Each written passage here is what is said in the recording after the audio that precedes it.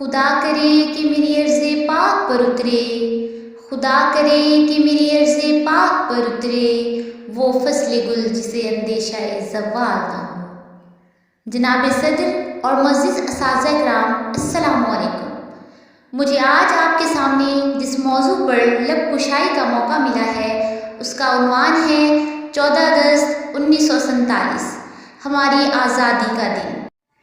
اے وطن تجھ سے نیا عہد وفا کرتے ہیں، مال کیا چیز ہے ہم جان بھی فدا کرتے ہیں۔ سرخ ہو جاتی ہے جب صحن چمن کی مٹی، سرخ ہو جاتی ہے جب صحن چمن کی مٹی، اسی مقام میں تب پھول کھلا کرتے ہیں۔ جناب صدر، تاریخ کے آئینے میں جھانکنے سے ہمیں معلوم ہوتا ہے کہ اس دنیا کا ایک اصول ہے کہ جب تک آپ کوئی بڑی قربانی نہیں دیتے آپ کو عظیم منزل نہیں ملتی۔ ہر دور میں مختلف قوموں نے اپنے عظیم مقصد کو حاصل کرنے کے لیے اپنی جان و مال کی قربانی دی، ان کا مقصد اپنی منزل کو پہنچا۔ لفظ قربانی کہنے کو آسان ہے مگر کرنے کو مشکل ترین عمل ہے۔ ہمارا یہ ایمان ہے کہ جس طرح حضرت ابراہیم علیہ السلام اپنے پیارے بیٹے حضرت اسماعیل علیہ السلام کی قربانی نہ دیتے تو دین ابراہیمی قیامت تک اس دنیا میں نہ پھیلتا، جس طرح حضرت عیسیٰ علیہ السلام مصلوب نہ ہوتے تو امن و اصول کا جذبہ اپنے اوائل میں دم توڑ دیتا، اور جس طرح حضرت امام حسین علیہ السلام اپنے بچوں کے ساتھ کربلا کے مقام پر عظیم قربانی نہ دیتے تو نبی پاک صلی اللہ علیہ وآلہ وسلم کا دین محمدی قیامت تک پروان نہ چڑھتا۔ بالکل اسی طرح اگر لاکھوں مسلمان مرد اور عورتیں 1947 میں اپنی جان و مال کی پرواہ کیے بغیر ایک عظیم قربانی نہ دیتے تو شاید اس مادر ملت کا وجود بھی بس ایک خواب بن کے رہ جاتا۔ مٹا دے اپنی ہستی کو اگر تو مرتبہ چاہے، مٹا دے اپنی ہستی کو اگر تو مرتبہ چاہے، کہ دانہ خاک میں مل کر گلے گلزار ہوتا ہے۔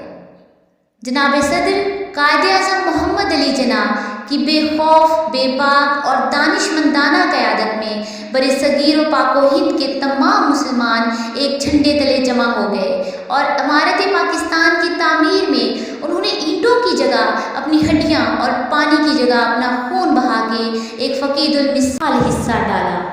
یوں طلوع سحر کے روشن منظر میں خالصتاً اسلامی نظریے کی بنیاد پر پاکستان کا سورج اپنی پوری آب و تاب سے یوں چمکا کہ کفر کے تمام بت گر گئے اور حاسدوں کی تمام سازشیں ہمیشہ کے لیے دم توڑ گئیں۔ قبروں میں نہیں ہم کو کتابوں میں اتارو، قبروں میں نہیں ہم کو کتابوں میں اتارو، ہم لوگ محبت کی کہانی میں مرے ہیں۔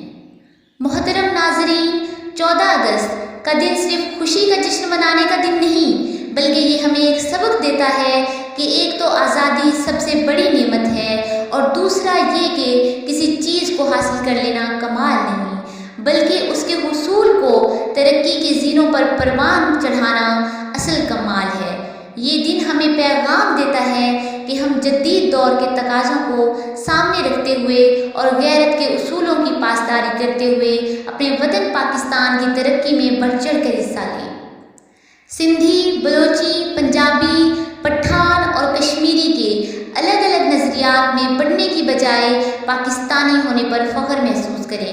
اسی طرح مختلف فرقوں اور مسالک میں تقسیم ہونے کی بجائے ایک مسلمان قوم بن کر توحید کے پرچم کو بلند کریں۔ فرقہ بندی ہے کہیں اور کہیں ذاتیں ہیں، فرقہ بندی ہے کہیں اور کہیں ذاتیں ہیں، کیا زمانے میں پنپنے کی یہی باتیں ہیں؟ آپ میں ہر کوئی جس شعبے سے بھی تعلق رکھتا ہے اپنے آپ کو ایمانداری اور وفاداری کے جذبے کے تحت اپنے وطن کی تعمیر کے لیے وقف کر دے۔ یوں 22 کروڑ عوام کا بحر بیکراں اس عظیم ملک پاکستان کی بنیاد کا مقصد پورا کر سکے گا۔ آخر میں ایمان، اتحاد، تنظیم کے عظیم پیغام کو ان الفاظ کے ساتھ ختم کرنا چاہوں گی: وَاعْتَصِمُوا بِحَبْلِ اللَّهِ جَمِيعًا وَلَا تَفَرَّقُوا، اور اللہ کی رسی کو مضبوطی سے تھامے رکھو اور آپس میں تفرقہ نہ ڈالو۔ فرد قائم ربط ملت سے ہے تنہا کچھ نہیں، موج ہے دریا میں اور بیرون دریا کچھ نہیں۔